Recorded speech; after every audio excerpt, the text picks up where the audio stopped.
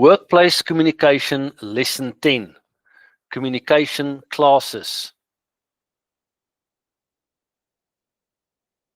Here we have to remember that communication can be formal or informal, or rather that it is a matter of degree rather than an either or judgment. So it is formal or informal to a degree.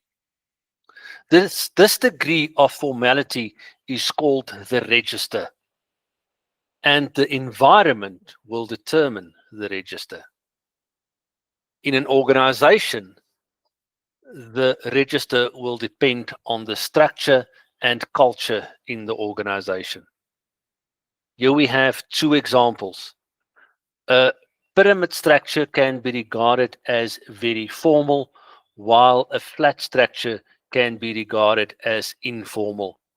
And if you go into an organization, all organizations will fit somewhere on the scale from formal to informal. The principle: listen to how your co-workers address the CEO before you decide to call him on his first name.